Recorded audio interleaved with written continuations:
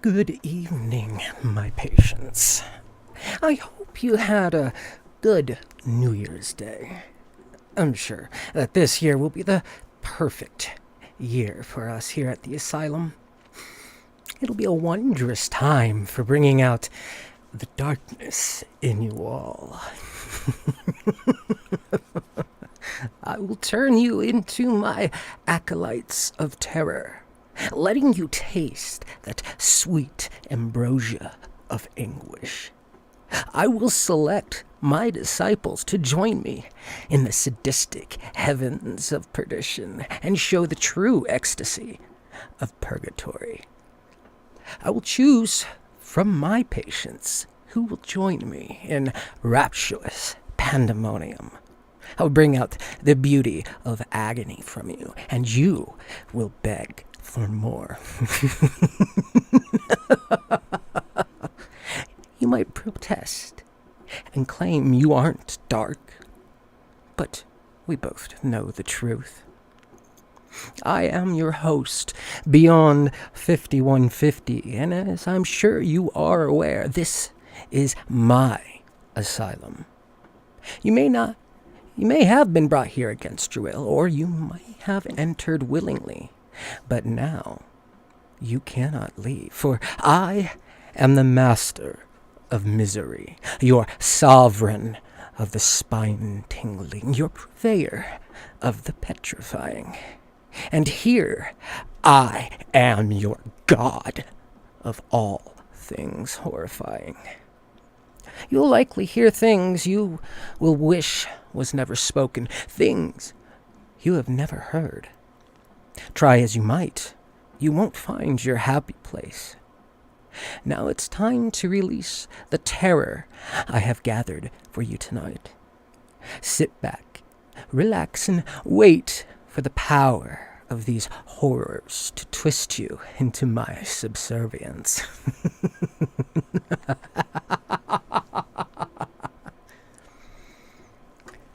Tonight we have a few new authors, as well as some you may recognize. As I make sure everyone is aware, all of the authors that I select to join me or read from, I place in the description below. You can locate them there, as well as any additional links that they have. I think it's very important to show your support for these authors because, well, they may be joining me here. They'll need that support. But be sure to check out their Reddit links or any other links provided, such as Seething Entropy's YouTube channel, also known as The Baron, listed down in the description. Tonight we'll start with, we're going to go ahead and start with a known author, one we have read from before. This is RichardSaxon. Very, very excellent author. His title is My Grandparents Had a Room Where the Walls Used to Cry.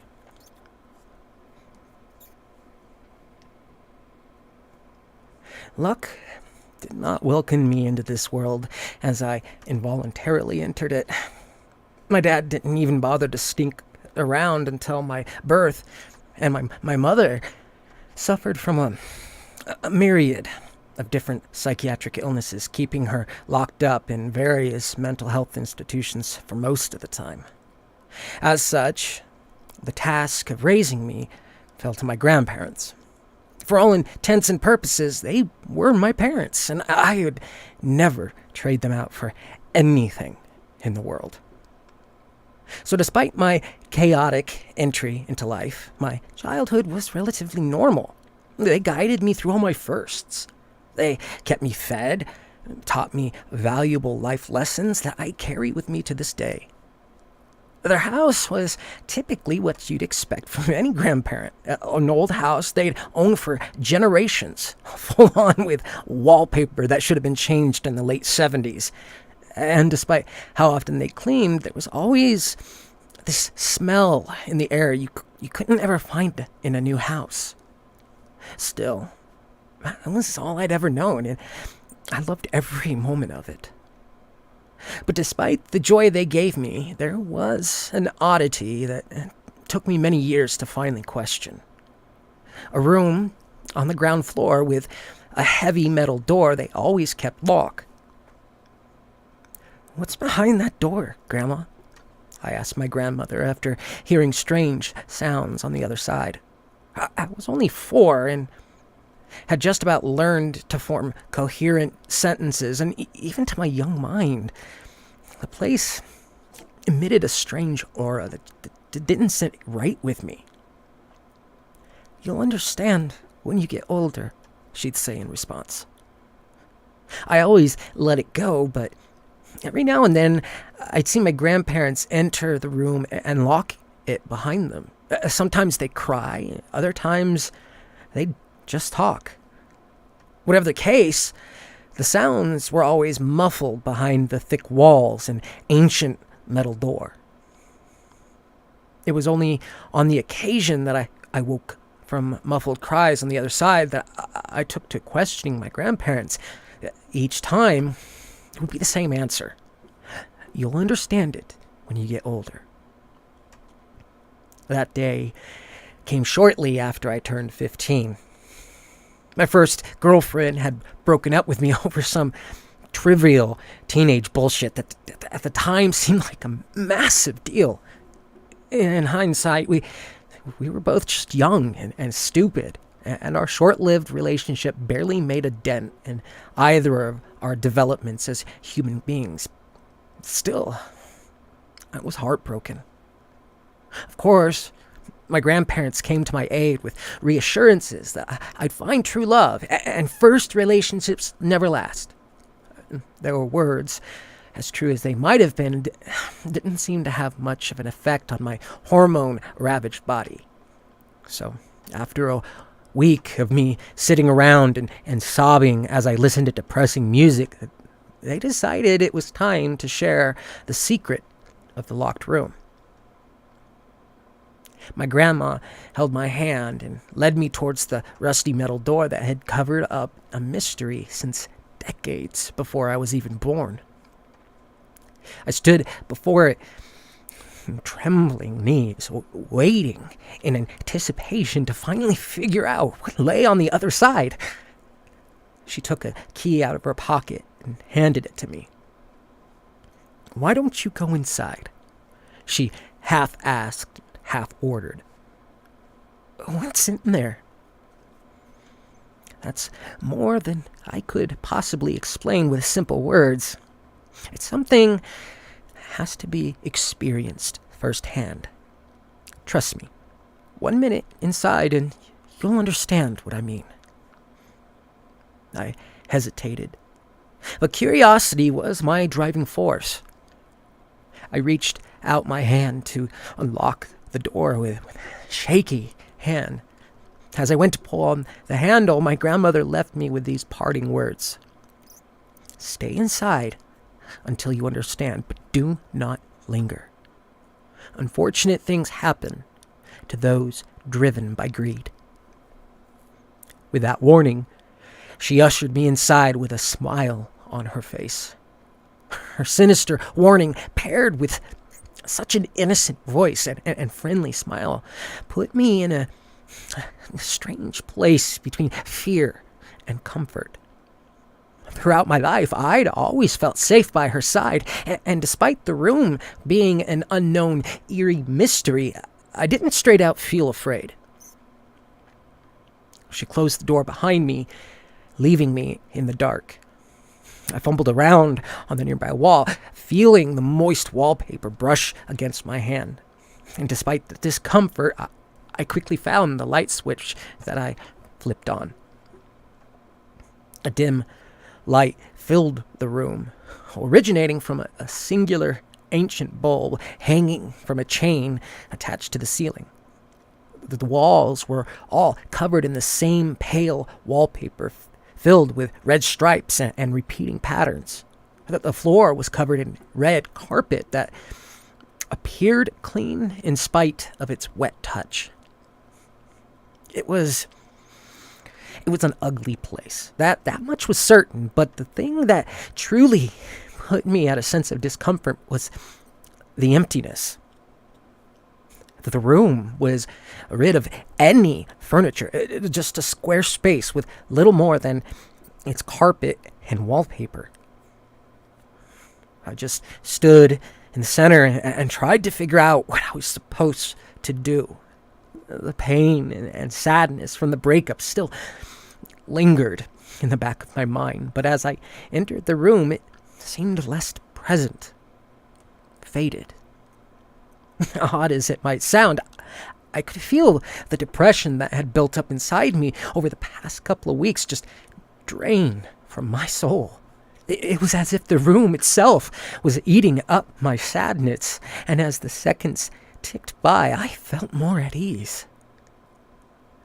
That's when I noticed the wallpaper seemed even wetter.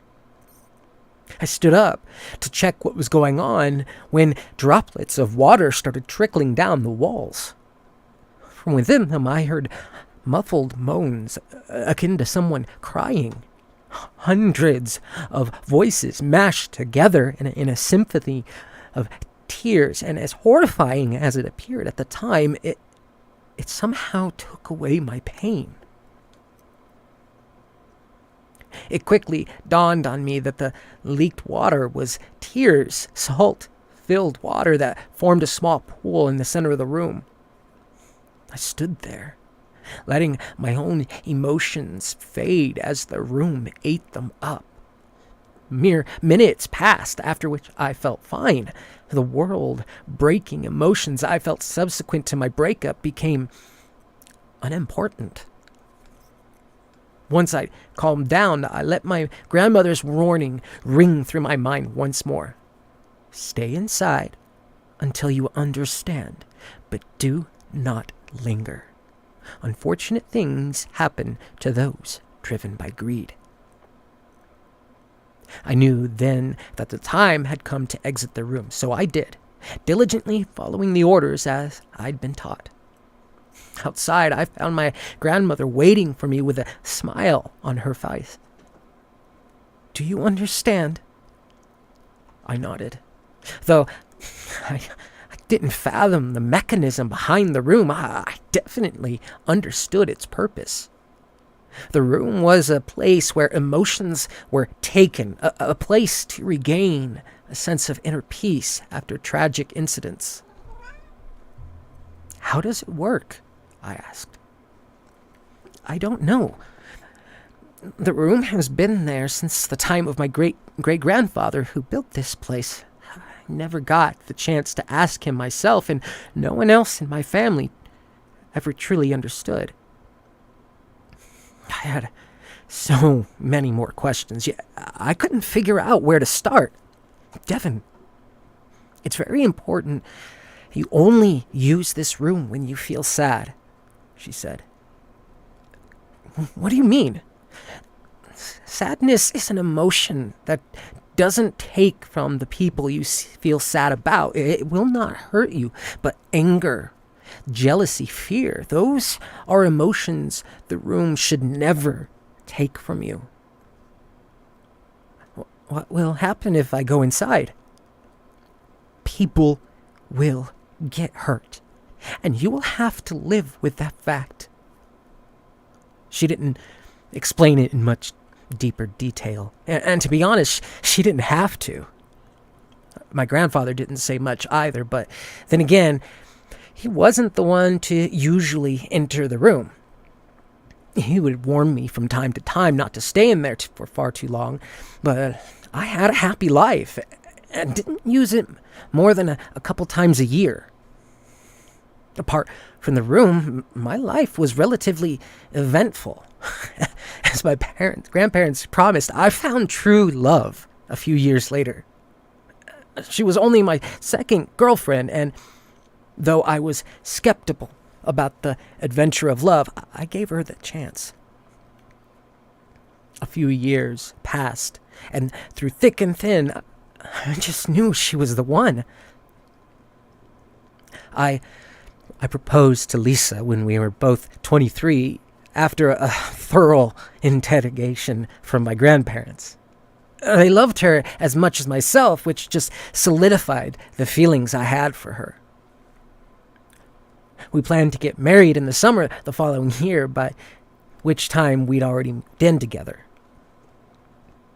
It wouldn't be a big wedding, as neither of us had much family to speak of. I had my grandparents, and she had her parents, plus an uncle and a couple of siblings.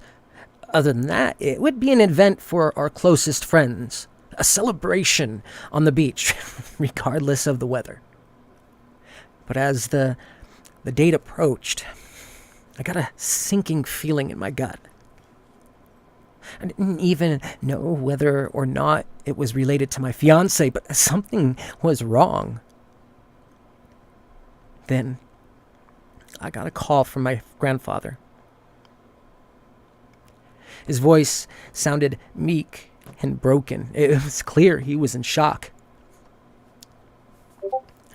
"She's gone, Devin." He struggled to get any more words out than that. My grandpa had always been a man of few words, but that was something else entirely. My grandmother had been an older woman, but her death was all but natural. She'd been hit by a drunk driver. A hit and run with the guy getting away. That day, a little piece of me died as I lost one of the two people who'd always been there for me. The wedding was postponed until further notice. I moved back in with my grandpa so we could support each other throughout the ordeal. The next few weeks went by in a haze. My grandpa wandered aimlessly around the house, trying to keep things together in the wake of his true love's death. I kept waiting for him to enter the crying room, but he never did. He'd stand in front of the door and stare at it, but each time he'd turn around and keep himself preoccupied doing other things. "Why don't you go inside the room?" I asked. "Because I need to feel this. I need to keep a part of her by my side, even if it hurts." I learned an important lesson that day. That sadness doesn't have to be unhealthy or even a bad emotion. Grief is a natural process of life, one appearing when things or people that mattered vanish from our lives. I started using the room less after that, only going in during depressive episodes, particularly shit days. 3 months later, they finally caught the son of a bitch that killed my grandma. A tip had led to his arrest with the trial pending. When they actually did start, the court proceedings were pretty short. He'd been caught on a local camera, and though they'd gotten both a license plate number and his face, he wasn't the actual owner of the vehicle, hence the delayed arrest. Never in my life have I felt such utter hatred and burning anger towards another person. His casual demeanor never changed throughout the session. He kept maintaining his lack of guilt. I could even see him chuckling to his lawyer as they mumbled about something. He felt no remorse.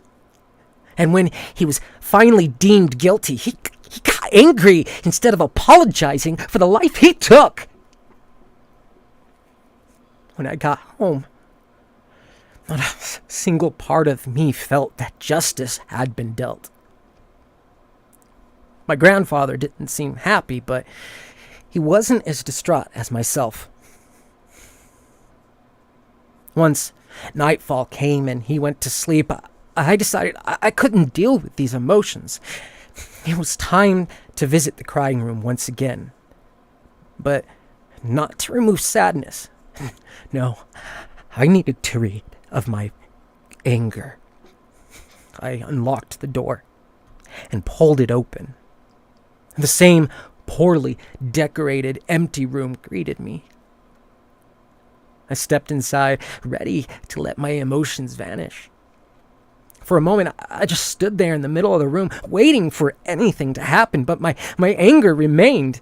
Even as the walls and the floor started to feel moist, my hatred didn't budge an inch. That's when I noticed the odd coloration of the tears. At first, it was barely noticeable with weird trails left behind the tears, but before long, the strong crimson color became an undeniable fact. The walls weren't crying. They were bleeding. The sight didn't scare me, nor did it make me want to flee. Instead, I was filled with a confusing mixture of burning rage and mind-blowing ecstasy. I felt justified in my anger. I felt gleeful that pain was spreading. Oh, I didn't know exactly where it was going. Oh, the walls groaned in agony, a sound it had never produced before, as 100 voices cried in pain. Whether a minute passed or an hour, I couldn't know, but before I knew what was going on, my grandfather came barging in the room. "What have you done?" he asked in shock.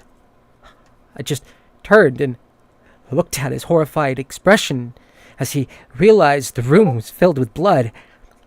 As he snapped away from terror back to reality, he grabbed my arm and pulled me out of the room. Once the door was locked again, I finally came to my senses. The emotions, the blood, it turned from twisted joy to overwhelming shame.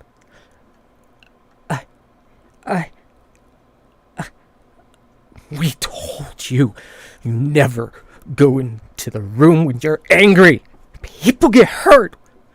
Why did you do it? My grandfather yelled, angrier than I'd ever seen him before. I just wanted it to go away.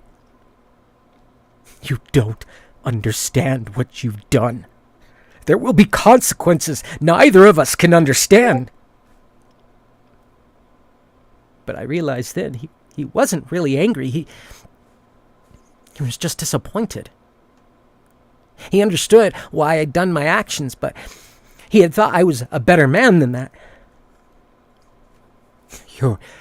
Your grandmother wouldn't ever have wanted this, he said, as he left me alone in the dark. Neither of us used the room after that. I couldn't bear the shame. So, from that day onward, I learned to suppress my feelings, pushing them to the farthest corners of my mind. In the following months, things slowly returned to normal. We honored my grandmother the way she wanted, by living happy lives. A week after the incident, a rumor started to spread throughout our community. The man who hit my grandma was found dead in his cell. Though the cause of death wasn't officially announced, his blood apparently had started boiling, destroying him from the inside. He was found with an agonized expression on his face. I knew it was my doing by going angry into the room, but I didn't feel the least bit guilty. There was an odd energy, a dark energy in the house following the driver's death. One I couldn't quite put my finger on, but it wasn't enough to overshadow the upcoming events in my life. Our wedding plans were back on, and in the summer of next year, I finally got married to the love of my life. Around the same time, my grandfather started feeling sick. He'd lost a bunch of weight and struggled to eat. It wasn't long before he was diagnosed with inoperable pancreatic cancer. While the news hit me hard, he really didn't seem to mind. He'd had a long and amazing life, and despite the sudden onset, he was ready to go. I'm happy to have raised you like a son. Please, don't stop living because I'm gone. Be happy. Get the family you'd ever wanted, he'd say. Since we had time to prepare ourselves, his passing wasn't filled with shock. I cried, but I didn't break down like last time. I didn't even consider using the crying room to deal with my emotions. It became little more than a memory of former times. I inherited my grandparents' house, and since we didn't have better options, my wife and I moved in there together, ready to raise a family of our own. She went on to redecorate the place, a task heavily needed to bring it into modern times. While I liked my grandparents' style, it was a tad old-fashioned. She asked me about the room, a place I hadn't even thought to explain to her. I knew it would be an inevitability, but I knew she'd think I was crazy. Still, I tried my best to recount my experiences to her, as insane as they sounded. At first she thought I was joking, but she quickly noticed my serious expression. Can I have a look inside? I couldn't let anyone inside the room, so I'd put up additional locks. Against all odds, she believed me. Though she didn't understand what would happen if she went inside, she trusted me enough to keep her promise. We lived together in happiness, and before even a year had passed, Lisa fell pregnant. We were both over the moon with joy. For months, we baby-proofed our home and fixed up the guest room to turn it into a nursery. Then, at the 5th month of pregnancy, Lisa started experiencing severe cramps. We immediately took her to the emergency room to discover she was giving birth prematurely. Despite the doctor's best efforts, the baby didn't survive. The two of us fell into deep depression, and for the first time in over a year, I thought about using the room. But my grandfather's words just kept ringing in the back of my mind that I needed to feel the pain, that it mattered too much to just erase. So I kept trying to remain strong, supporting my wife in any way that I could. But it was a downhill battle, one we were both losing. One night, I woke in the middle of the night, drenched in sweat from a reoccurring nightmare. I felt guilty for our dead unborn child, as if my actions had somehow caused his death. It wasn't an uncommon occurrence, but on that night, I didn't find my wife sleeping beside me. In the distance, I could hear muffled cries, hundreds of them hidden behind a locked door. I knew exactly what happened. My wife had gone into the crying room.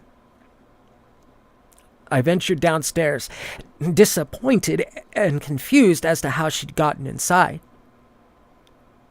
She found the keys I had hidden, and for the couple of missing padlocks, she'd just simply torn them off with the crowbar. I rushed inside to find the room filled with tears, the entire floor covered in a deep pool of water tall enough to leak into our living room. But the walls had long since stopped crying by the time I got down.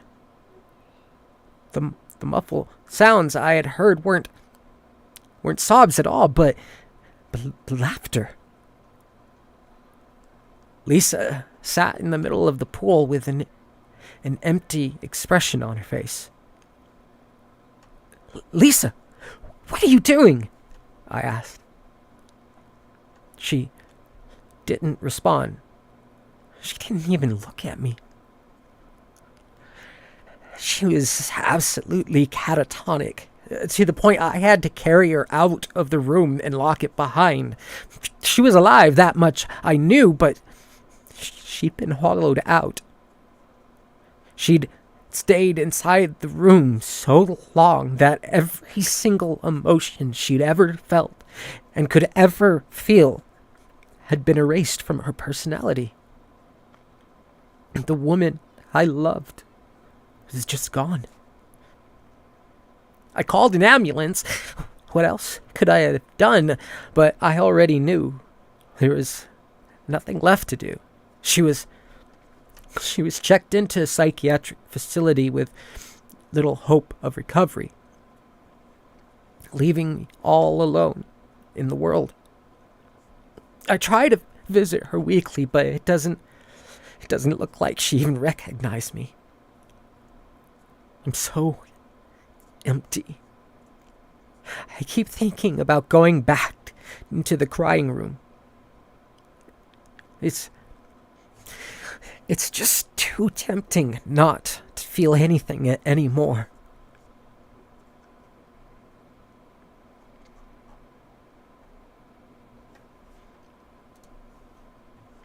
And that was the end of that story.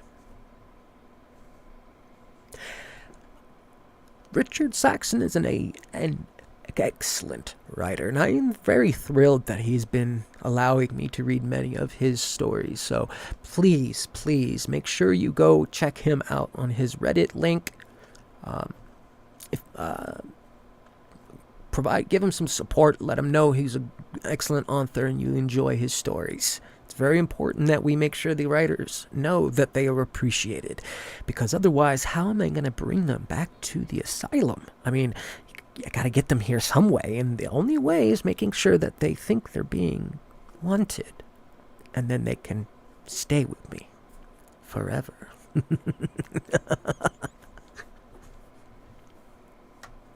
The next story we're going to read is by a new author, one I haven't read from yet. Very good author at that, though.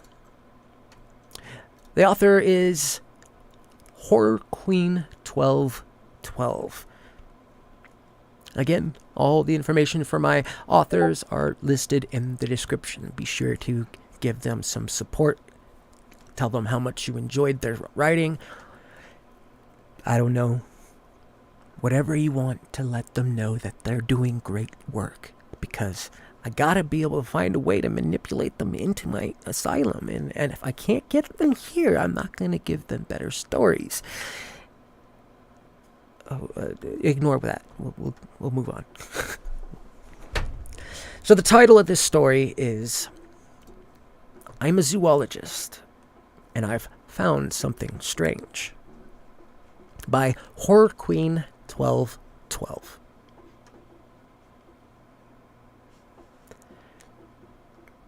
Log 1. My name is Dr. Nigel Parker, and I'm a part of a trio of zoologists focusing on fieldwork. With me is Dr. Gemma Stone. You could not find a more brilliant scientist if you tried. There was also Dr. Travis Ludwig, a silly guy, but also quite brilliant. We travel the globe investigating complaints of deviant animal behavior. Our specialty? Wolves. Easily one of the most misunderstood animals on the planet. See, most people think wolves as bloodthirsty killing machines, but that couldn't be farther from the truth. They are extraordinary animals with complex pack dynamics. More importantly, they do not hunt humans. Laws in many regions prohibit the hunting of wolves, but every once in a while, wolves would attack a human. The people of the surrounding area would then demand the wolves be put down, but they still need to go through the proper channels, and that's where my team comes in. We would evaluate the targeted packs and see if putting them down was acceptable. So far, we've found a lot of human problems opposed to wolf problems. We saw cases where parents let their young children wander unsupervised into the wilderness where they'd stumble on a den of pups. They'd want to play with them, which inevitably would result in the wrath of the mother wolf. We found subpar fencing around farms where wolves would attack cattle or chickens. The farmers would be instructed to build better protective barriers, and, of course, the attacks would stop. We had yet to find these bloodthirsty, evil wolves we were always promised. Instead, we found wild animals being, well, wild animals. Educating humans tended to be the best defense. This current call, though, was a little strange. We were in a small town in northern Alaska. The people were terrified. A large portion of the population had abandoned their homes and left the town to stay with relatives. Those that had nowhere to go had boarded up their windows and doors. The report given to us on the journey there said the wolves of the area had been attacking and even killing people unprovoked. There was even sworn cases of wolves breaking down doors to get into houses. None of this makes sense. Travis suggested we were dealing with a high level of hysteria, and the claims were just being blown out of proportion. Gemma and I agreed. We'd never heard of wolves acting this way. Still, we tried to keep an open mind, as going in with a bias went against the scientific method. We're just about to arrive in town. Signing out, Nigel. Log 2. We've been stationed in one of the abandoned houses for a couple days now. It's a 2-story home, quite nice. The snow is definitely falling, leaving quite a chill in the air. So far, there's been no sign of any wolves. We still came prepared with tranquilizer dart guns in the off chance of a confrontation. We also have lots of canned food to keep us satiated. Signing out. Nigel. Log 3. I'm in shock. Travis is dead. We were outside when the wolves, they came like a swarm. We had our tranquilizer guns on us at all times, but when we shot at the wolves, it didn't seem to do anything. We ran back into the house, but a gray wolf grabbed Travis by the leg. He was yanked down and torn apart. The screams. I can't get the screams out of my head. They were screams of pain and screams of death. We ran inside, grabbed our things, ready to make a run to the car, but to our dismay, the wolves didn't leave. Well, not all of them. We could count 5 that seemed to be just waiting on us. One was even laying on the hood of the car. We were trapped. We could see Travis's mangled body in the snow, limbs barely holding on to his torso.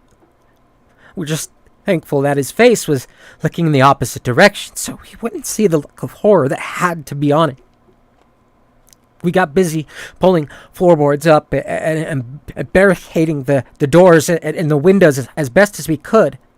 We tried calling for help, but there's no reception. We just sat in silence after that. Gemma broke the silence suddenly when she said, "They're aggressive." She had a looking of deep thought on her face. "Yeah, no shit," I said sarcastically. "No, think about it," she said. When they killed Travis, I don't want to talk about this," I interrupted. "Well, too bad. When they killed Travis, they ripped him apart, but then what did they do?" "Set their sights on us," I said, still not seeing her point. "Exactly. They left the body alone. They didn't eat him. They're not hunting for food. Understanding was dawning on me. And why attack at all? They wouldn't have felt threatened as they came after us. They killed for the sake of killing. She finished my thought. That makes no sense. Wolves don't do that. There's a factor we're not looking at. Certain diseases in humans cause heightened levels of adrenaline. I think these wolves are sick, and maybe that's leading to this odd behavior. It would explain why tranquilizers didn't work. We need to get back to the lab and return with a more prepared team to get DNA samples and see what's causing this behavior. One problem with your plan, I said. How are we getting out of here? Siding out. Nigel. Log 4. It's been 2 weeks. The wolves haven't left. We've noticed they take shifts so they could be well rested. They've tried breaking in on multiple occasions, but the barricades have stayed firm. Still, a new danger has arrived. We're running out of food. We now have a choice. Starve or take our chances with the wolves. We need to make a break for it, Gemma argued. Before we lose our strength, we have a chance of surviving the pack. We have no chance of surviving starvation. I was in agreement, but we needed a plan. We needed just to make it to the car, but we still had to have protection. We went to the kitchen where we found the biggest knives we could find, and then we broke off the banister, creating 2 large rods. We found duct tape and attached the knives to the rods, and there we had it, DIY spears. Gemma and I looked at each other. This is our only chance. Slim as it was, we had to take it. I write this log knowing it may be my last. If you don't hear from me again, then you know. Well, you just know. Hoping this isn't my last goodbye. Signing out. Nigel.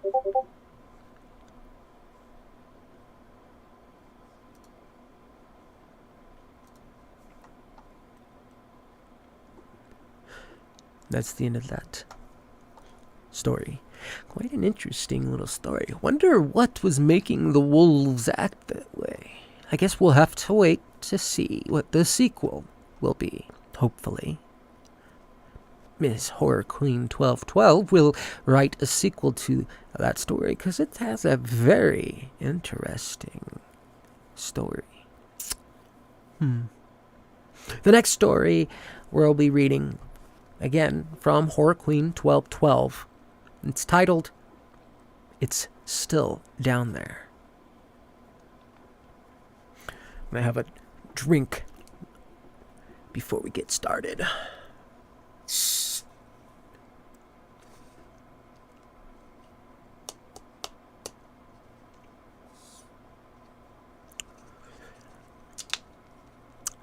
Good to see you, Dustin and Ethan.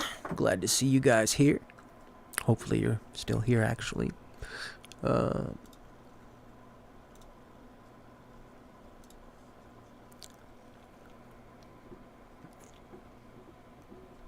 right. Let's get on to the next story. Again, it's titled, It's Still Down There, by Horror Queen 1212. Again, as I have said before, the Reddit information links are in the description. Be sure to provide some feedback and support to our writers. They are needed.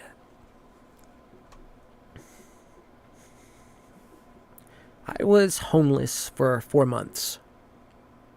If you had gone to high school with me, you wouldn't have believed it. I was Sherry Woods, the cheerleader, the honor student, the runner-up for prom queen. I came from a good family. But addiction doesn't care about those things. No one is exempt. My parents cut me off, refusing to enable me. I wasn't welcome home unless I was willing to go to rehab. I wasn't.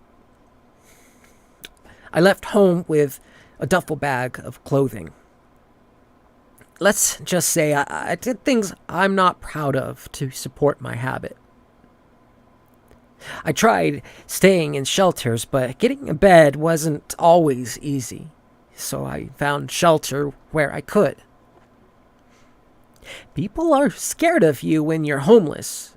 They never stop to think how you are the one who has the reason to be scared, especially if you're a young girl. Taking shelter was really more like hiding from those that could do you harm. I slept under bridges and in unkempt parks, but the worst place I stayed was the sewer. Judge me all you like, but if you've ever felt the stinging of icy raindrops pelting you during a rainstorm, you might do some things you wouldn't think you would have either. I would charge my iPhone during the day at any place I could. Had long stopped being able to make calls, but the flashlight still worked, and that was a godsend in the sewers. It's so dark down there. Vermin scurried everywhere, and I won't even begin to talking about the smell. Still, I felt safe. Well, as safe as I could feel. I set up my makeshift bed and went to sleep. I woke up a few hours later with the distinct feeling that something was watching me. I grabbed my phone and turned on the flashlight. Nothing. Not even a rat. Usually this would make me happy, but tonight it just unnerved me. I kept hearing this strange sound. It was similar to someone clucking their tongue. It kept getting louder, which meant that whoever or whatever was making the sound was getting closer. I decided that was the time to get the hell out of there, so I packed up my bag, got to my feet when the clicking stopped. I grabbed my phone and looked around. There was a figure standing probably 40 feet away from me. To this day, I don't know what it was, only that it wasn't human. It was about 6 feet tall, all white, kind of really albino looking. Its face resembled that of the bat with glowing white eyes sitting in its ugly skull. We just stood like that for a moment until it let out a large shriek and barreled towards me. I screamed and ran as quickly as I could. I threw my bag at the thing, trying to slow it down while keeping anything with extra weight off me so I could move faster. The only thing I had in my hand was my phone so I could see where I was going. I desperately followed the bouncing light as I headed for the direction of the metal staircase I had used to climb down here. I had kept the round plate that led to the street askew, making it easier to leave in the mornings. Still, pushing the plate aside would not be easy, and this thing was right on me. I made it to the metal bars and began to climb. The metal was slippery from the rain that had continued falling through the opening. I felt a clawed hand grab my ankle, and it cutting deep into the skin. I screamed. I tried to kick it off, but it was no use. Instinctively, I grabbed the light and then I shined it into the creature's face. As soon as the light hit the eyes of the creature, it let out a squeal of pain. It can't take the light, I thought to myself. It must have been down here in the dark for who knows how long.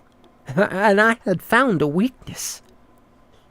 I continued to shine the light directly into its eyes. It let go of my ankle and backed up. I limped towards it, phone outstretched. I went on to the offensive, causing it as much pain as possible. Suddenly, 2 giant white wings sprouted from the creature's back and then enshrouded the thing like a cocoon. This was my chance. I climbed up the slippery bars and pushed the metal plate with all my might. I could hear shuffling under me as I got the plate pushed far enough to let me through. I wrenched myself out of that sewer, though not before getting another deep cut on my opposite ankle from the giant claws. I got out into the pouring rain and pushed the metal plate back with both hands. It closed, blocking the horrid screeching sounds that's gonna forever haunt my nightmares. I collapsed on the ground, not believing I was alive. The shock of the night's events seemed to hit me and I lost consciousness. The next thing I remember was waking up in the hospital. My legs were bandaged up and I had wires all over me, measuring different bodily functions. The first thing I did was call my parents. They rushed over to the hospital and to my bedside. My mom wouldn't stop crying. They were asking me what had happened, but my only response was that I was ready to go to rehab. Needless to say, I had hit rock bottom. I've been clean now for 6 months. I have a job waitressing and am starting school in the fall. The only person I told what happened was my sponsor, Jen. She had assured me it was the drugs that had made me see wild things. The whole thing must have been in my head, after all, which is more likely, that a bat monster attacked me in the sewers or I had a bad trip. I never argued the point with her, but if there was a bad trip, where did I get these horrendous scars on my ankles?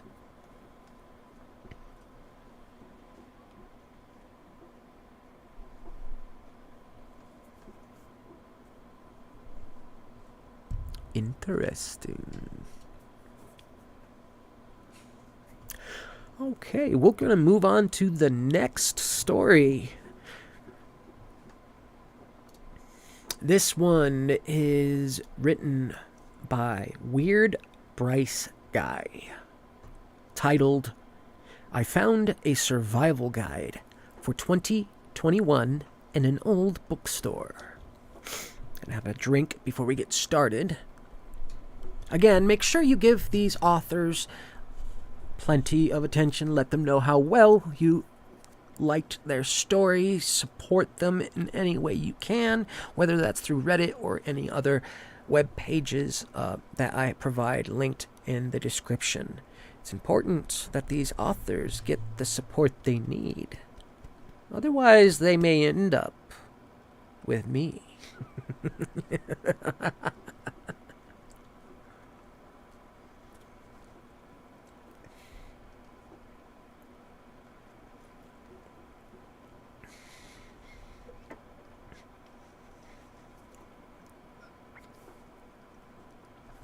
Again, the story is, I Found a Survival Guide for 2021 in an Old Bookstore by WeirdBryceGuy.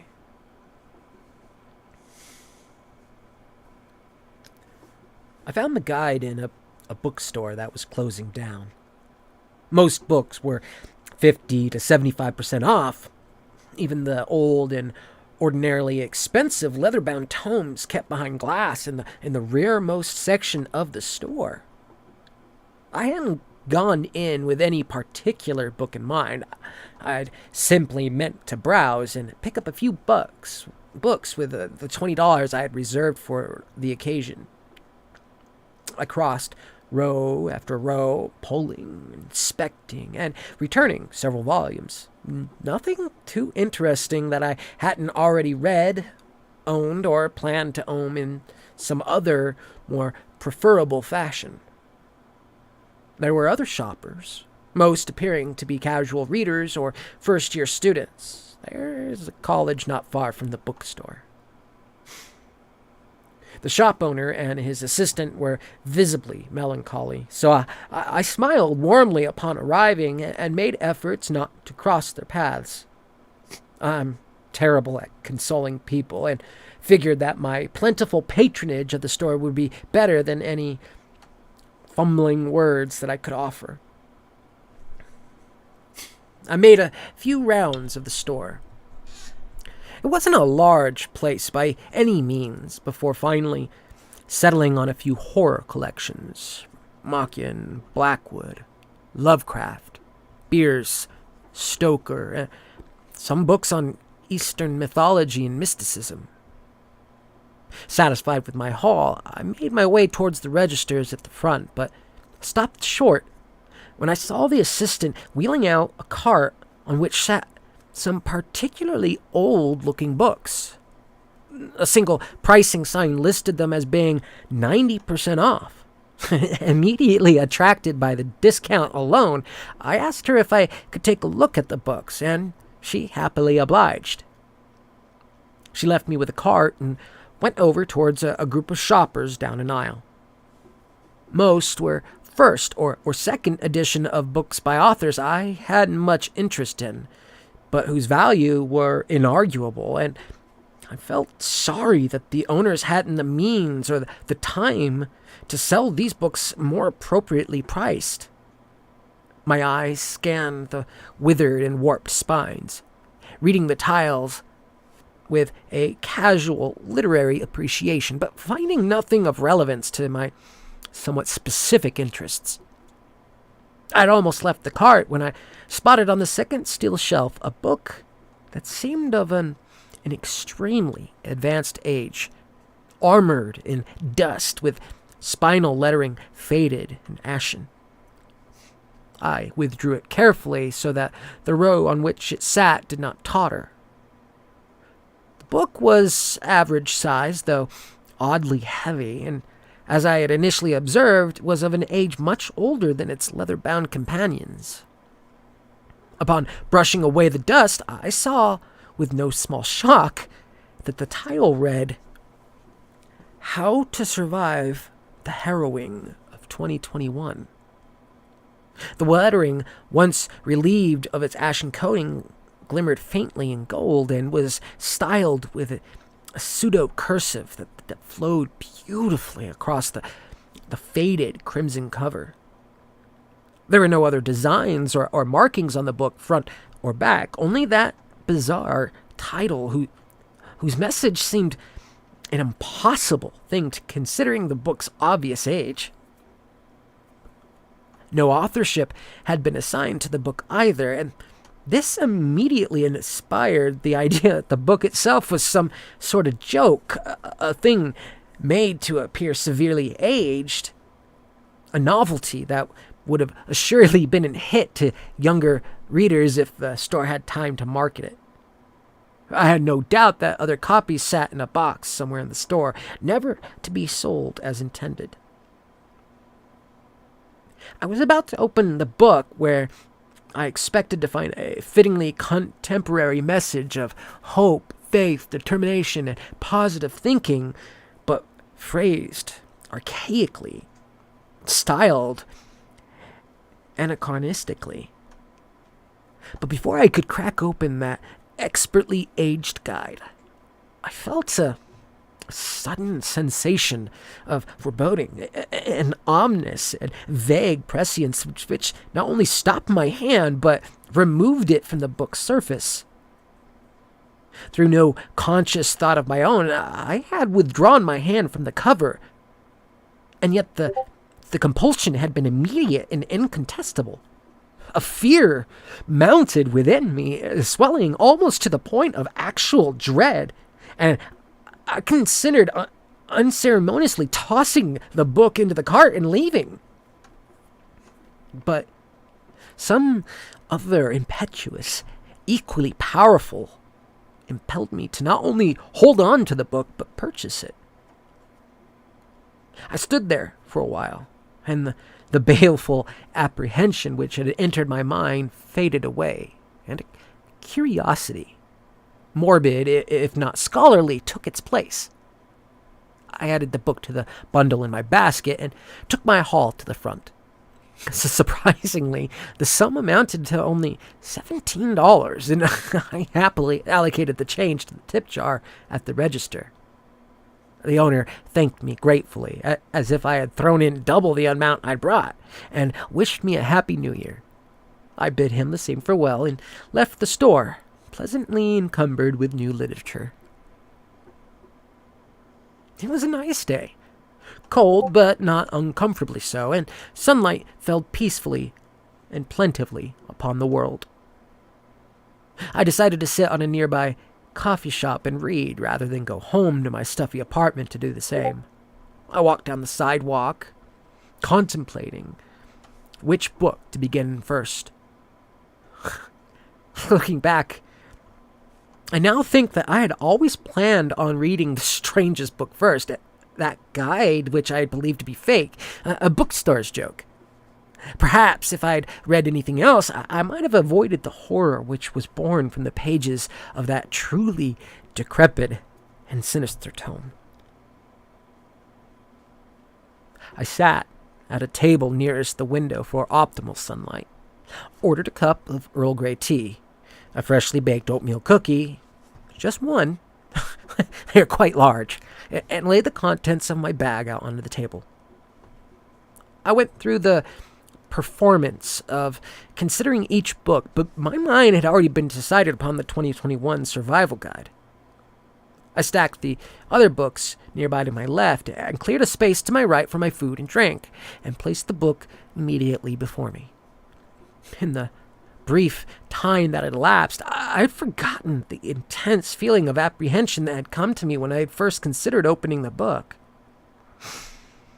When I reached for the crimson cover, the feeling again returned, albeit to a lesser extent, but this time curiosity prevailed, and I endured the unsettling sensation and gently opened the book. I was taken aback by what I saw on the very first page. There were lines upon lines of tiny, strange runes, scribed in letters that seemed entirely alien to human language. The writing, I'm sure that these letters had not been mechanically printed, was done in deep red ink, absolutely sanguine against the thick, time-yellowed paper. The spacing, placement, and script were all immaculate, despite my uncertainty that my certainty of the hand of some nature had written the words. I was none of the less amazed at the impeccable penmanship of the author. My eyes scanned this first page several times, and yet I could intimate nothing of what it said. So I flipped it, and was again shown a language entirely unrecognizable. There were no hints or clues as to the meaning of any of the words, and after flipping to the very end of the book, no cipher was found with which I might have decrypted them. I flipped the pages at random, finding only that odd, unfathomable language, written beautifully and yet eerily upon the sallow pages. My order arrived, and I set the book aside, not wanting to stain it, which, despite its age, was in decent condition within. My fruitless scrutiny of its contents had changed my mind entirely in regards to its nature. I had abandoned my belief of its literal duplicity. There was no way that anyone, certainly not a small-scale bookstore owner, would have gone through the efforts necessary to create such a thing for the purpose of novelty. The language, though unreadable, seemed to be inhumanly real, in a way that it's inexpressible. The color and feel of the pages were indistinguishable from pages of other incredibly old books, and the smell was similarly genuine. I ate and drank, absorbed in thoughtlessness, thinking neither of the book nor its enigmatic language, but vexed by an undefinable impression imparted to me by the book. A similar sensation, though to a much less unnerving degree, might be the apprehension one feels as a child on the day in which school report cards are mailed. Confident that your grades aren't abysmal, but nevertheless fearing that some unforeseen or miscalculated grade might appear and invoke the ire of your parents. I felt that I was, for the moment, safe, but that certain actions or uncertain knowledge to be obtained later would place me in the way of some terrible yet unforeseeable harm. Once I finished my meal, I returned my attention to the book, this time determined to uncover some meaning or message from its previously inscrutable contents. Minutes passed. I finished my tea and ordered another, this time getting an infusion of lemongrass, citrus herbs, and ginger, among other things, and really scanned the pages. But my efforts were pointless. The pages yielded nothing to any interpretation I tried to force. I was about to give up when a woman entered the coffee shop and immediately passed by my table, which I had chosen due to its proximity to the front windows. She glanced down, and in my natural shyness, I had averted my gaze. My eyes fell upon the pages, and for a moment, a brief yet clarifying moment, I found some sense in the words. Nothing that I could really reproduce in my own thoughts and language, but there had been for a moment a glimmer of readability. Instinctively, through an instinct I hadn't understood, my attention returned to the woman who suddenly wore an expression of confusion intermingled with intense interest. Meeting my eyes, she asked what I was reading, and I admitted I wasn't exactly sure. I noticed the logo on the plastic bag she'd been carrying and pointed out that I bought the book from the very same bookstore, but it was written in a language totally unfamiliar to me. Her curiosity piqued. She glanced to the chair beside me, and I nodded, granting her permission to join me. One of the cafe's staff came and took her order, and once that was done, I slid the book towards her so she could comfortably read it. Initially, I watched her face as her eyes crawled over the pages. Confusion and an excitement illuminated her green eyes, and her mouth twitched as if the lips were attempting to read along but hadn't any basis upon which to form the unreadable words. A few seconds of this had passed, and she sighed in defeat. I laughed, commenting on my own inability to decipher a single word of the thing. It wasn't until I glanced back at the book that the sudden sensation of literacy returned. For a moment, my eyes and her eyes had rested on the same line, and I realized both in excitement and horror that the script was readable when looked at by two persons. She must have intimated the same, because she turned to me, her eyes wide with the very same emotions that I felt. We said nothing to each other, but my hand involuntarily turned the pages until it reached the beginning of the book, and my index finger came to rest on the book's first line. The moment our eyes landed on that first word, it was transformed from its alien text into English or some interpretation simultaneously readable to us. I can't earnestly say it was actually English upon the page. My mind reeled at the idea. The concept that the text was only readable by 2 readers, or one in possession of 4, or at least 4 eyes.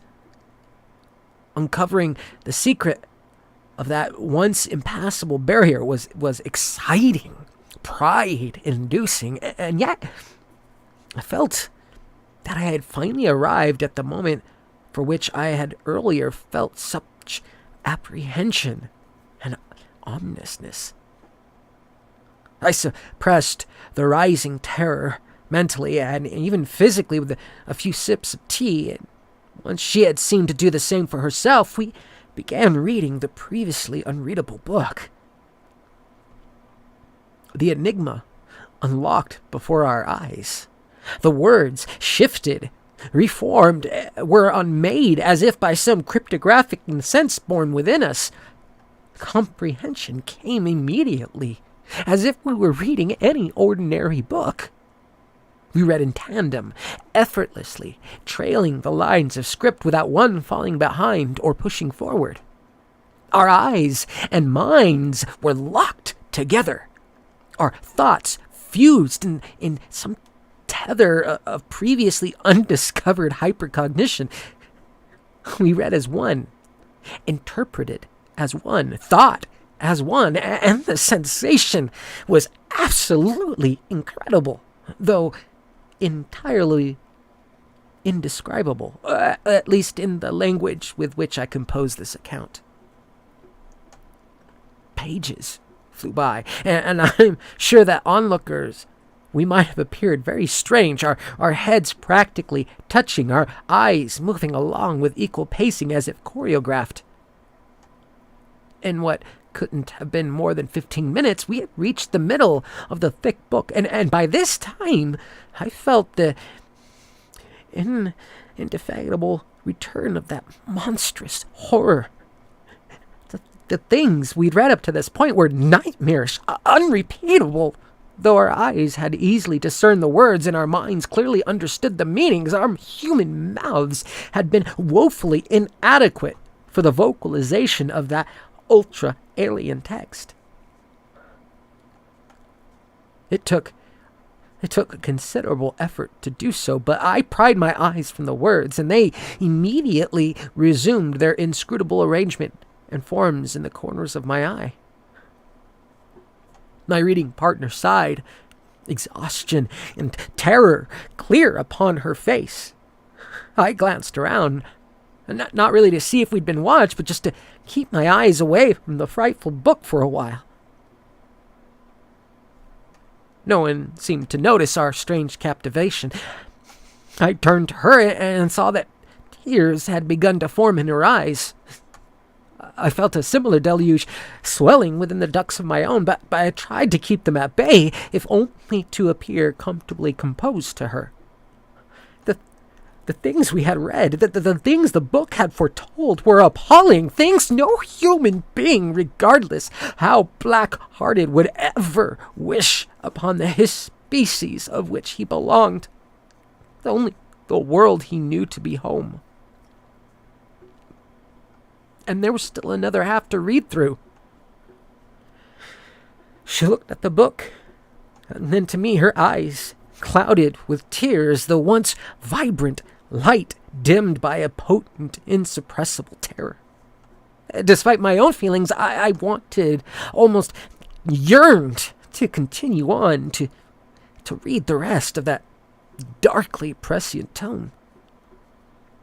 But with each page, the horror detailed therein had grown and worsened, and I knew that the trend would continue with each subsequent page. Conceding to her unspoken plea, I closed the book and set it on the table beside me. She smiled and nodded to me with gratitude that was almost spiritual in fervency. Together in silence, we finished our tea, both our minds struggling to reconcile the abysmal prediction of that baleful book with the relative normalcy of our present world. In a testament to the weird unreality or the chilling hyper-reality of the event, I discerned a sliver of crimson light from the book. My heart seemed to irreversibly contract. My chest felt tight and hot as I realized that the glowing line was a supernatural bookmark keeping the place of where we left off. I did not point this out to my partner, who had regained a bit of her composure and sanity. Instead, hiding as best as possible my distress, I packed up my things and left that wicked book in a chair, tucked underneath the table. I will not repeat in detail anything I read. I will not subject anyone to the horrific prophecies, the diabolical incidences, the comically inimical afflictions to the human race described in those sanguine-ruined pages. I will only give this instruction, this warning, and pray it will be sufficient to prepare us for the coming storm, if the book is to be believed. This woman and I, who I have now befriended as people who've shared a traumatic incident, are often bonded, needed to read the book together to decipher its abominable contents. Similarly, if we're to survive the coming year, we humanity as a whole must band together intellectually, emotionally, perhaps even spiritually, or else we cannot hope to combat the horrors which will descend upon us from the unmapped tracts of sidereal space, which will emerge from the molten depths of our own planet and quite possibly arise among our own allegedly human ranks. Our strength must be communal.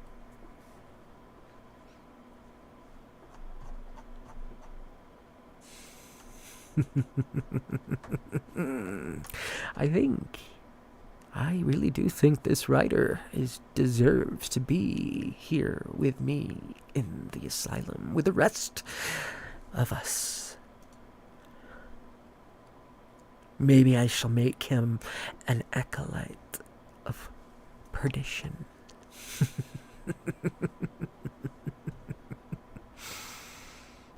We'll have to see. Let's move on. Maybe we will find another book, another story.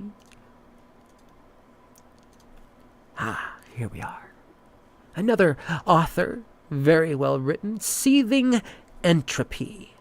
Again, details below. Also, with Seething Entropy, he has a YouTube channel, The Baron. I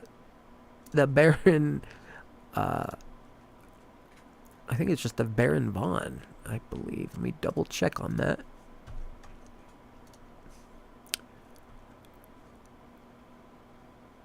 Just the Baron. So, Horror Stories with the Baron. The web page is listed below the YouTube channel in the description. Please check this person out. From what I can see, this story is going to be amazing. I hope you all enjoy it. One moment as I have a little bit to drink and wet the old whistle, and we'll get started.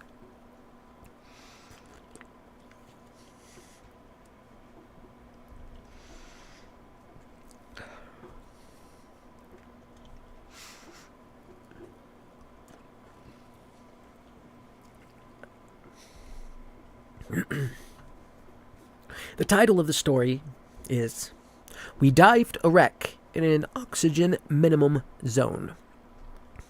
I Barely Made It Back, by Seething Entropy.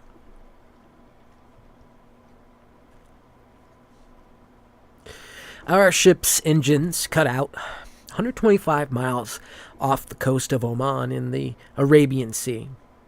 Zane and I checked our gear for the 1,000th time since we suited up. I knew him well. We'd worked together previously on larger dive teams, but I wouldn't consider him more than a colleague. All I needed was a competent partner, and he certainly was that. A veteran of countless dives, Zane was quite qualified to pick up this contract. I'm no slouch either. I worked as a commercial diver on oil rigs for most of my 20s. For the past 16 years, I've been a diving instructor. Given my skill set and experience, if the job is reasonably close, I don't pass up on a lucrative opportunity if it comes my way. For this job, our primary objective was to identify the cause of a wreck. A relatively small container ship went down 3 weeks ago in stormy waters. Rescue teams picked up most of the crew, but a handful remained missing. Sonar revealed that the wreck site ended up on a seamount and was shallow enough that they could send humans to investigate. I suppose shallow is a strange word to use for a 755-foot dive. It's difficult, to be sure, but I dive deeper and in worse conditions. Zane and I backfell off the boat and set our dive computers. The HUDs on our dive masks lit up, giving us hands-free info about our depth and gases. Our employers had spared no expense for this operation. Redundant equipment is the key to preventing emergencies. Between our pony bottles and the many-stage cylinders, I felt at ease. Not complacent, mind you. Complacency is one of the greatest dangers to an experienced diver. The crew lowered the shot line, which sank out of sight, the winch operator letting out line at a steady rate. We finished checking for leaks, and when the dive manager gave us the all-clear, we began our descent. The cold embrace of the open ocean enveloped us. I felt at peace. I was back in my element. We paused a touch over 150 feet to allow for time for our systems to switch gases. Helix is wonderful stuff. It lasts exponentially longer at depth and cuts down on resurface time. Her voice gets annoyingly high-pitched, but at least anyone you talk to over comms hears an automatically generated pitch drop version. My digits tingled and I felt a bit woozy. The narcosis effects are precisely why they paid us the big bucks. We were somewhat acclimated over the course of our careers and could be trusted to make calm, rational decisions under pressure. After adjusting, we continued to pull ourselves down the shot line. The peak of the seamount came into view. The mass lurking in the dark below us seemed an interloper despite its ancient origins. It was nice having a point of reference, giving perspective to the expansive void.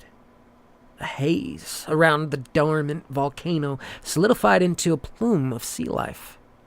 Fish bustled around coral, breaking the ocean's monotony with a splash of muted color. Every so often, long gouges in the reef and rock evidenced the last moments of our quarry. By chance, the cargo ship had bounced off the side of this underwater mountain until it finally settled on the shelf. The crustaceans, coral, and fish abruptly ended. Like the striation one sees in the layers of sedimentary rock, the sea life broke off, giving way to the same desolate stone that encompassed the shelf. At the edge of our vision, the sea creatures dramatically started again down in the gloom below. Apparently, the wreck ended up in an oxygen minimum zone. These are pockets of ocean that, due to currents and other phenomena, are not saturated with sufficient oxygen to support most forms of life. Food in the form of dead phytoplankton is abundant, but only specialists can tolerate the environment. It took 10 minutes to pull ourselves down to depth. The return trip would be the bulk of the workday, some 12 hours of heeding our dive computer's instructions to assure a safe ascent. We radioed the crew to pull up the line until our reserve air was level with the wreck. The dynamic positioning system of the boat kept the shot reasonably stationary. Between that and the seamount, it was turning into an exceedingly straightforward job. I fastened our trapeze line and we swam horizontally to the remains of the SL Argo. The sunken ship listed on its side, but otherwise was safe for us to enter. We detached from the trapeze and switched on our wrist-mounted flashlights. Narrow beams of light cut through the silt and darkness as we explored the ship's innards. Despite the chaos of the storm, the SL Argo's crew had ample time to make it to the lifeboats. They reported an explosion near the ship's center, so that we started our search there. Zane and I split up, but stayed reasonably close by in case trouble should arise. We checked in frequently over comms. As I gave cursory looks into quarters, a certain melancholy fell over me. I reflected on the fact that for all this equipment, these tools and personal effects, my flashlight would be the last light they would ever know, forever sealed in the darkness of the deep. A fleeting thought which evaporated the moment I located the engine room. I entered the cavernous room with the engines themselves on my immediate left. Jagged chunks of metal skewered the mechanics of the engine. Seeing their fanned pattern, it was simple to intuit their trajectory. I cast my light some 30 feet to the other side of the room. Twisted shadows of warped and broken catwalks framed my view of a blasted-out hole in the wall. I swam to the hole to find it led to the number 3 hold. Half of a mangled shipping container was evidently the epicenter of this catastrophe. The explosion was concentrated and powerful enough to punch a hole in the shipping container, breach the engine room wall, blast apart the catwalk, and then riddled the engine with shrapnel. I described the scene to the crew above and read them off the offending Seacan serial number. A lot of money was riding on the outcome of our investigation. Insurance companies, the owners of the cargo, lawsuits from the families of the missing. Whomever the blame fell on would be liable to pay a handsome sum. Looking back into the engine room, I swept around my beam of light and spotted a collection of debris. The way the ship had settled, the highest point was the back left corner from where I entered. Among papers, clipboards, and other garbage, I caught sight of a leg in jeans with a heavy boot at the end. Other gnarled limbs came into view. It looked like some poor souls were caught in the explosion. I radioed in that I found some bodies, but received no response. As I drifted upwards, I called again, but still nothing. I counted 3 bodies, which bobbed slightly as I neared. I turned them to study their faces for descriptions. There really was no sea life down there. The glassy eyes and waxy skin of the corpses were still intact. Eyes and lips were usually the first things to go. I was stunned at how well preserved they were for 3 weeks in the ocean until I remembered we were diving in an OMZ. Oxygen minimum zone. My HUD flickered, and I lost the readings on my depth and gas. This, coupled with my ostensibly bound comms, did sufficiently worry me. The dive was officially over. Now, I bailed out to open circuit to ensure I was getting gas. There's a saying in the diving community, when in doubt, bail out. Without the closed circuit system, a torrent of bubbles shot up. By bailing out, I just cut my remaining gas down by nearly 97% and needed to leave. I turned, but felt my shoulder snag on something as if gripped. Plenty of rookie rescue divers get the daylight scared out of them, getting their equipment snared on the fingers of a body. There's no way to anticipate how strongly rigor mortis sets in. It can truly feel like the corpses are grabbing at you. Ever conscious of my breathing and being an experienced diver, I did not panic. I didn't even start to panic when I couldn't wrest the fingers free from my shoulder. I started to panic when I felt two more hands grab my arm. I was pulled backwards with a lurch. I felt hands, feet, and teeth trying to find purchase on me, keeping me in place. I struggled and craned my neck, uselessly trying to see what was on my back. My free arm with a mounted flashlight flung in vain through the water, creating a frantic strobe, illuminating animated hands of the corpses when they flashed into view. I wish I had taken more than a frenzied half-breath, because before I could defend myself, my mask was ripped off my face. Cold water rushed in, stinging my eyes. I fought to get away before I realized I no longer felt them making contact with any part of my body, only holding fast to the tanks. I pulled my dive knife off my thigh and cut the straps to my kit. Without my buoyancy compensation device, I started to sink. I flashed my light up to the scene I escaped from. The corpses swarmed the tanks like voracious fish, ripping open valves and releasing the gases. Their lifeless eyes and expressionless faces never even glanced in my direction. Once I was level with the door, I ditched some ballast from my belt to be returned to neutral buoyancy. I saw a wavering light from Zane searching out in the hallway. I pulled my pony bottle off my hip and took a deep breath from its dedicated regulator. At this depth, it would only last seconds. Zane entered the room. I repeatedly signaled that we need to leave and swam past him. A diver at that depth with no gas, swimming past is his only chance at survival.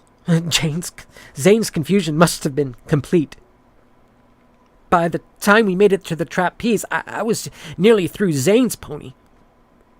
I signaled to him I was running out. We weren't even halfway back to the shot when I signaled again. Zane bailed out and flipped open to open circuit so he could pass me his regulator. We passed the mouthpiece back and forth as we rhythmically pulled through the expanse to our lifeline. Even if he had a full tank, we only have around 3 minutes to make it back to the shot line, and that was just for himself. I am ashamed to say, I thought of the diving knife. In the dim light, with 2.5 football fields of water above my head, my entire life boiled down to the bubbles coming out of a piece of plastic.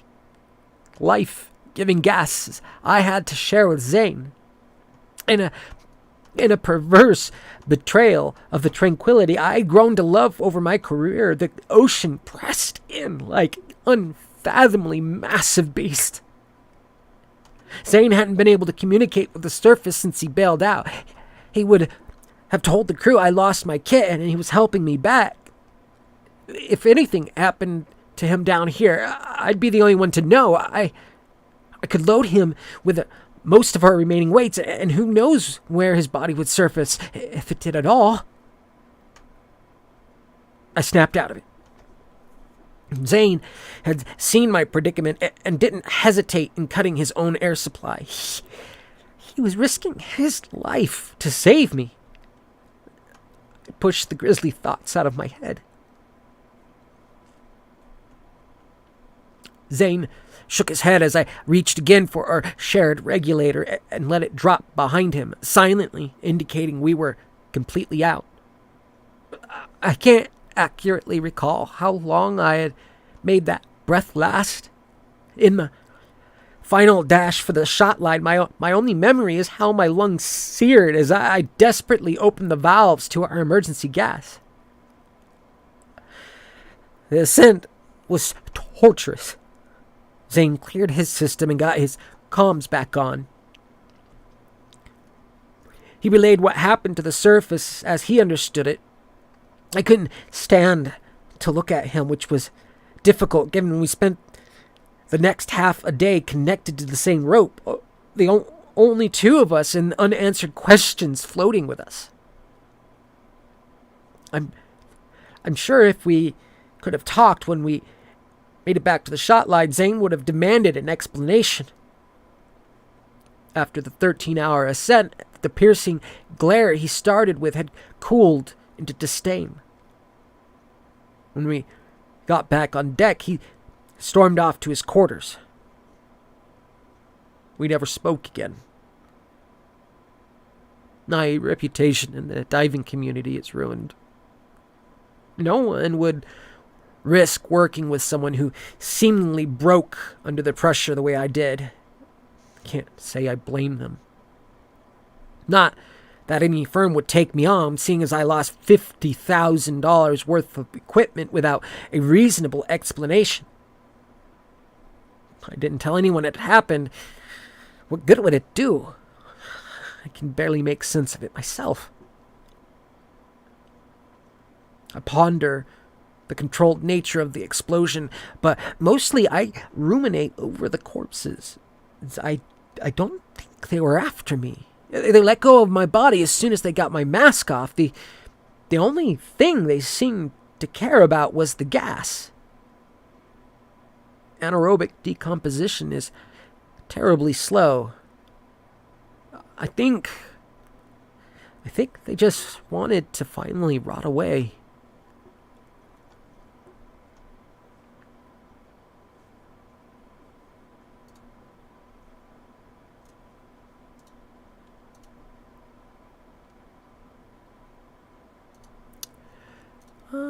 Quite interesting. Being the end of that story. We're going to go ahead and get started on our next author. This one is PyroGojira. The title of this story is The Old Gas Station Down the Street Isn't a Gas Station. It's a slaughterhouse. Again, written by PyroGojira. I believe I'm saying that correct.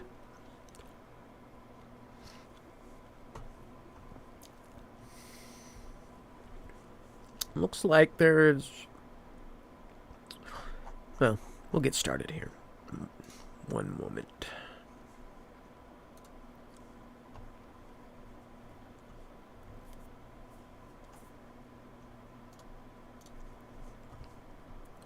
All right.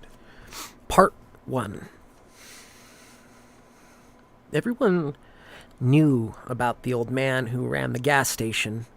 He must have been running it since the 1970s. Everyone nicknamed him Old Odd, but I think his name had been Oswald. Nobody really remembered, and nobody really cared. If somebody decided to use Old Odd's station, called the Star, they would find that the gas pumps were always broken. Most people who used the station always ended up heading inside.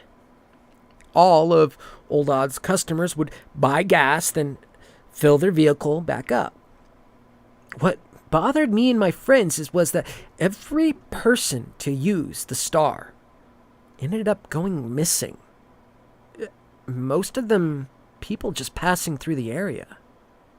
Of course, stupid teenagers acted stupid, and one day we planned to investigate the Star. It was supposed to be just a little fun night, All us four acting like dumb kids, but 'cause that's what we were. Me and my best friend Ryan had decided on picking up our other friends, Paul and Nathan. After that, we would go to the Star. School let out at the usual time on Friday, 2:45. We would have enough time to go back to my house, pick up a few things like a flashlight, maybe some food, and then we'd be on our way. Perfect. When me and Ryan got to my house, we told our plan to my older brother, Justin. He just laughed at us. Are you serious? You're really going down there? You really believe those myths? We don't believe in them. We're trying to prove them wrong. I had struggled with my response because I really did want to prove the rumors wrong. But deep down, I also wanted them to be true. Anyway, if we get locked in, I can pick our way out, Ryan exclaimed. Man, your friend is a real freak with his lock-picking skills, Justin teased. It was whatever, but Justin didn't matter. After about an hour of hanging in my room, me and Ryan headed out. My dad was on a business trip that week, so we took his car and drove off. I'll spare most of the details on getting to the Star. We just picked up the other two, and that's it. By the time we finally reached the gas station at the edge of town, the sun was already set. It was going to be an hour, or maybe 2 at the most, before it dipped below the horizon. I was sure that was plenty of time to prove the rumors wrong. I made sure to park on the other side of the road to avoid having a bad time trying to leave. I didn't know what was going to happen in there. Me and the others hopped out and crossed the road. It was completely empty. Just out in the middle of a field with the Star. The station's giant star-shaped sign cast a shadow across the road into the tall grass that so desperately needed to be cut. Another sign had been put into the ground, probably recently, saying, "Any snacks, 50% off." Maybe he's trying to lure in some more victims, Nathan joked after reading the sign. We laughed, nervously. Paul walked up to the door and peeked inside. Nobody's in there. Let's go in. Paul entered first, and I followed. The door opened with a jingle of bells attached to its top. Walking into the gas station gave off a weird feeling I can't exactly describe. It felt moist and too cold, like maybe somebody left the freezer door open too long. The buzz of the lights gave an ambience to the place, and there were 3 separate aisles of food. The freezers, which were down the other end of the station, looked like they had nothing in them. The countertop had an old register and some empty shelves behind it. A single wooden door was positioned next to the shelves. Just like the entrance, it also had a bell. "Well, this place is bland," Ryan exclaimed. It sure was. A generic, old, going-out-of-business gas station. Not a single employee was in sight. After all, the only man to work here was Old Odd. I walked down the aisle closest to the windows outside. The shelves stocked chips and pretzel bags. I picked out a single bag of plain potato chips and checked the expiration date on the back. 8/7/89. These had expired more than a year ago at that point. I signaled the others to come over and check out the bag. "Gross," said Paul. He made a little face and stuck out his tongue. "Hey, this one has the same expiration." Nathan had picked out a pretzel bag from the bottom shelf. After checking a few more, we came to the conclusion that they all had the same or were around the same date, 8/7/89. No wonder nobody bought from this man. We might as well have walked into a dumpster and found better food. In the back of the store, I actually found freezers to have only a few jugs of milk. The expiration was different this time, 8/9/90. These were actually consumable. I took one out of the freezer. "What are you going to do with that?" asked Ryan. "I'm going to buy it. It's got a pretty good expiration." "You better prepare for the risks. That thing could be poisonous," Ryan joked.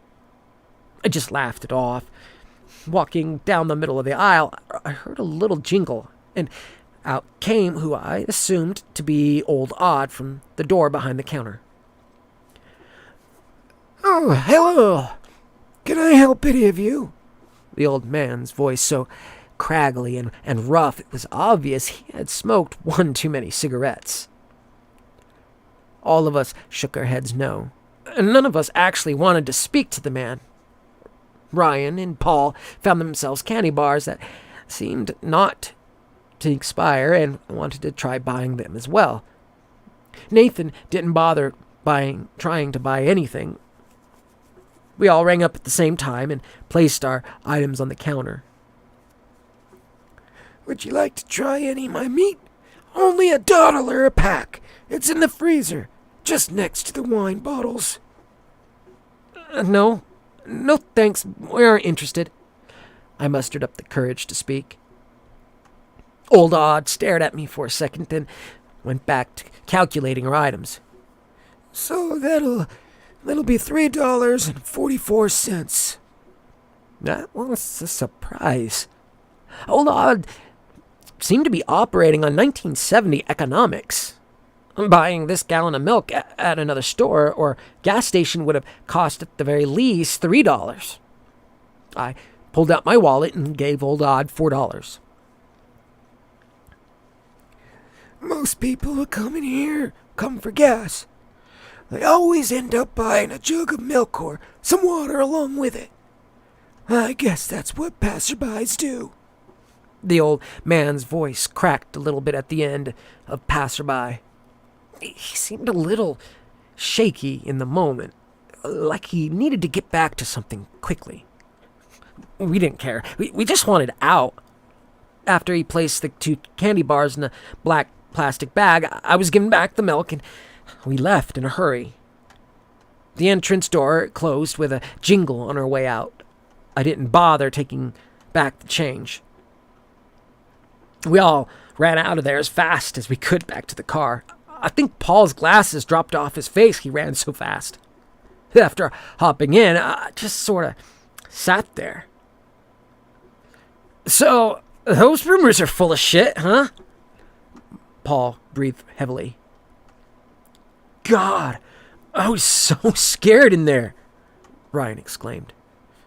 I looked out towards the star across the street, and I could see through the window of Old Odd go back into the wooden door. I pondered what was behind there. Maybe an office, or just a bathroom. I didn't see one in the actual station. "Why don't we try the things you bought?" Nathan asked. Ryan pulled out the candy bars and handed one to Paul.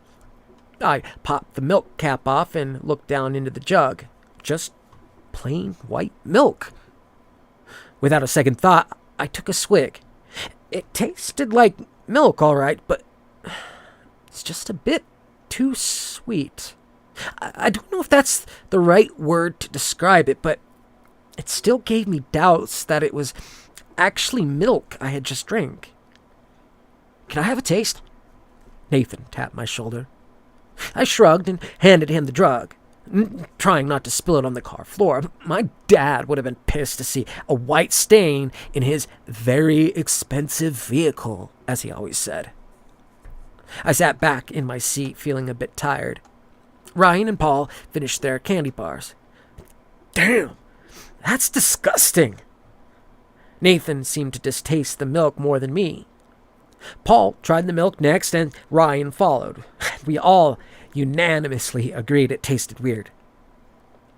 Ryan handed the jug back to me, and I placed it next to the pedal. The sun in the distance was just about to touch the horizon now. Heading home was probably the best thing to do now, since the only thing we proved was that Old Odd was going out of business soon. I wanted to drive, but I became a bit tired. Maybe just sitting there 5 more minutes wasn't the worst thing in the world. I became drowsier and drowsier until I passed out. I don't remember anything else after that. I either passed out or blacked out. I don't really think it matters, however. The next thing I remember was waking up in a meat room. Part 2. The room was dark. A single light bulb hanged from the ceiling to the middle of it. Bodies of unrecognizable creatures hanged from the ceiling. When I attempted to get up, I found my feet were chained to the wall. I began to panic. Where was I? Who put me here? Where the hell was Ryan and the others? Then I heard chopping sounds coming from somewhere. Somebody was in here. I sat up with my back against the wall. After boosting myself to stand, I saw a doorway, that there was a figure standing over a table, chopping some kind of meat. Hey! Hey! Help me! The figure stopped chopping and put their butcher knife down. They turned, and that's when I saw who they were. Old Odd. He walked over to me and pushed some meat hanging from the ceiling to the side. Old Odd's boots made squishing noises as they walked through pools of blood on the floor. I prayed that the blood had come from some kind of cow or pig, and not anything smarter. All right, you're awake. Odd smiled. He reached down to the floor and picked up a small kitchen knife. Here this is, I lost this. Old Odd walked even closer to me, close enough I could smell his horrible odor. You're nice and fresh.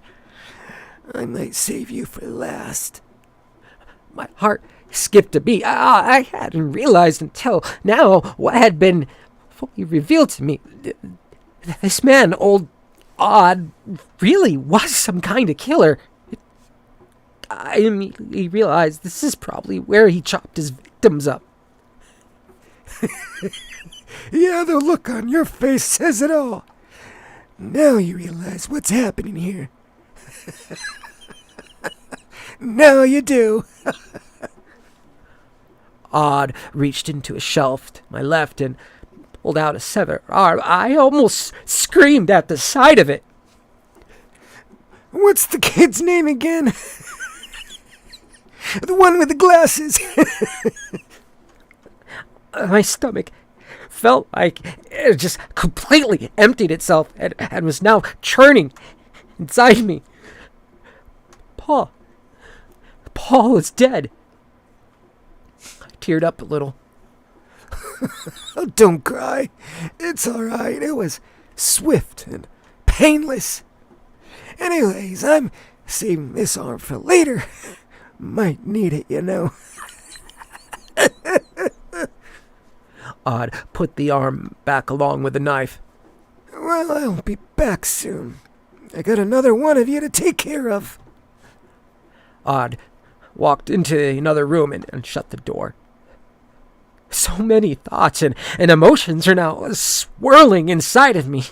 The stench of blood and guts began to get to me. Tears dripped down my face onto the bloody floor below. Coughing began to come from the other side of the room. I shot my head over and saw someone in the dark beginning to wake up. Hey! Hey! The person revealed themselves to be Ryan, disoriented and confused. What the hell? Where are we? Ryan yelled over to me. I didn't know exactly how to explain the situation to him, so I said it how it was. I explained we had just fallen asleep and maybe Old Odd had captured us. I really didn't understand the situation either. Oh, God. Oh, God damn it. You're right. He's a murderer. Oh, shit. The realization set in for Ryan as well. What are we gonna do? I didn't answer. There was nothing we could do. We were chained and trapped. I watched as Ryan looked around the room and spotted the padlock connecting the chains. Wait. Do you have something on you, like a penny or a knife? I remembered the knife on the shelf and tried to reach it. It was just close enough to lean over to, but the knife was barely out of my reach. I reached as far as I could, attempting to avoid Paul's severed hand. I grabbed it, and it fell to the floor. I picked it up and then held it in my hands. Okay, what do I do with it? Throw it to me! Just do it! Ryan yelled back. I really didn't want to risk it, being heard or accidentally hitting him, but maybe he had a plan. Ryan was good with picking locks, and I trusted my best friend. In a leap of faith, or rather, a toss of faith, the knife landed only a foot away from Ryan. He reached and picked it up. Watching him pick at the lock was like watching a painter do their thing. True talent. Ryan successfully got the lock open and took the chains off his feet. God damn, you did it! I cheered. Off in another room, I heard screaming. And it wasn't crying, screaming. It was pure terror. I tried to ignore it and hoped to God it wasn't Nathan in there. Ryan reached me and lockpicked my chains as well. All right, let's find a way out. I avoided the door with old Odd had used a little while ago, because surely he'd be on the other end of it. Ryan found his way into the room with a table and found an open door leading to a hallway. Before exiting into the hall, I saw shelves filled with tools and weapons. All had probably been used on some poor person. The meat on the table, if it had been human at one point, was just now cut up meat. Heading into the hallway, there were other doorways leading to more bloody rooms, but I didn't bother looking into them. I knew I could only see something out of a horror movie. At the end of the hall was a closed door. Ryan, being the bravest person I'd known, opened it to find a nice room with a couch and television set. Newspapers were scattered all over the floor, and multiple dirty bowls and spoons had been piled next to the couch.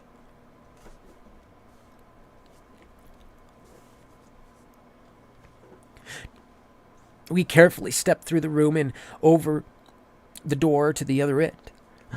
I wanted to make a morbid joke about red painted walls actually being blood, but I restrained myself.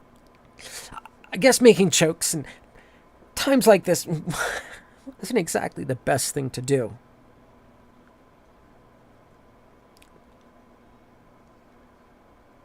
As Ryan opened the door, I heard footsteps behind us, and then a rabid-looking old Odd jumped out of nowhere onto Ryan, stabbing him straight in the chest.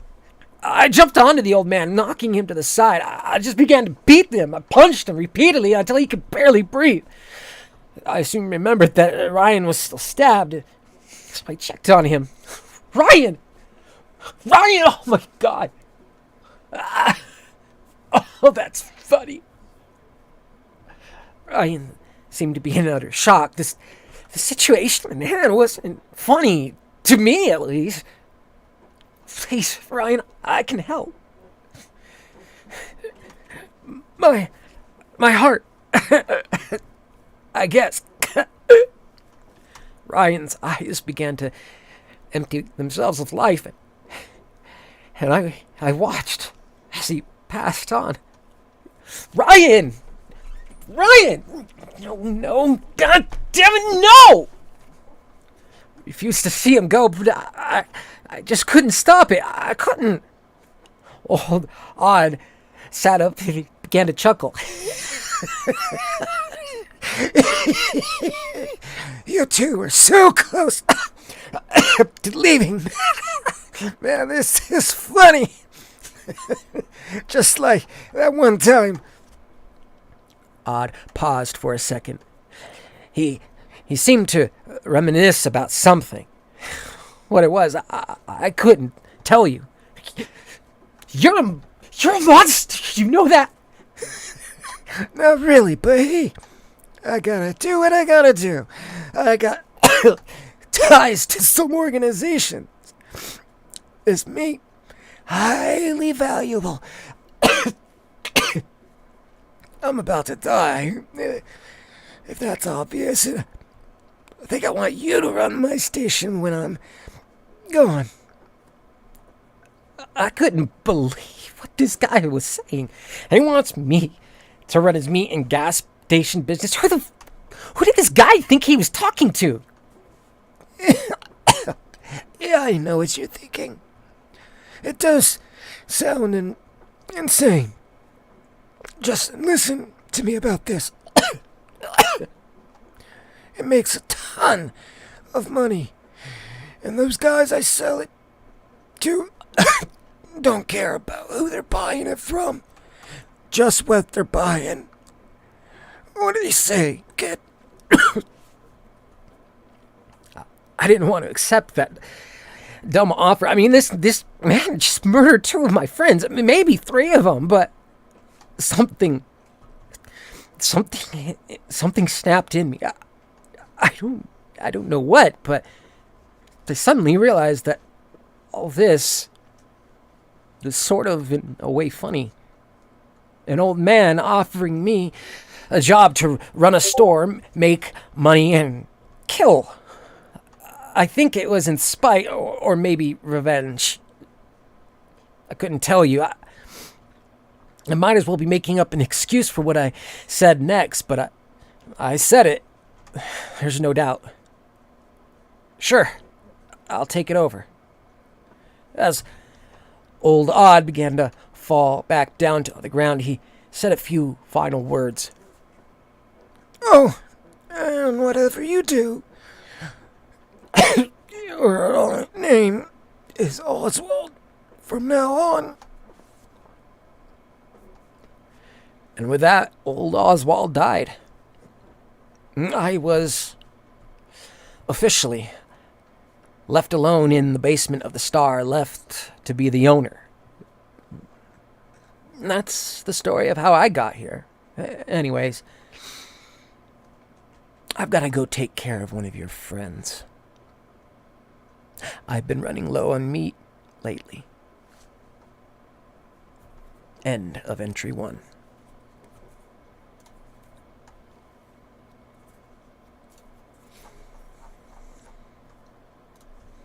And that was the end of that story.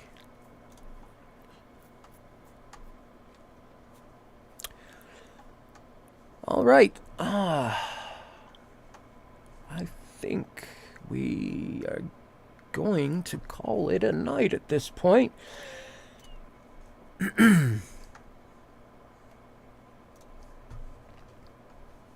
If you have not been able to hear any of the stories, you showed up late, or you would like friends or family to hear these stories, please send them to my webpage, my YouTube channel. I leave all the stories up, all those streams up, available to be read at any time. If you have any support you would like to give to the authors, I provide all the links down below in the description, so you can let them know that how much you enjoy their stories and how you would like them to continue. Maybe you can convince them to join us here.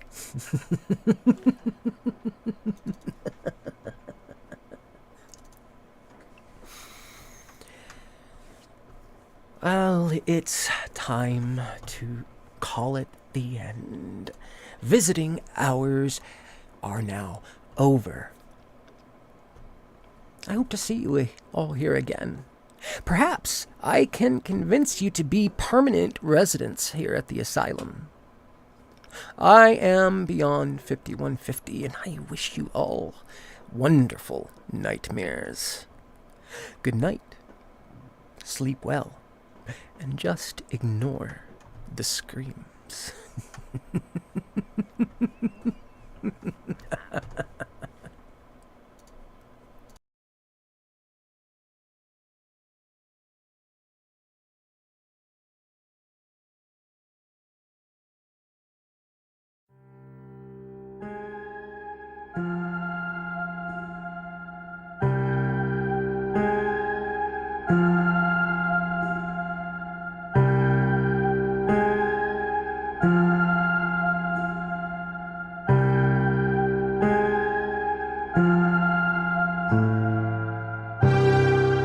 Thank you.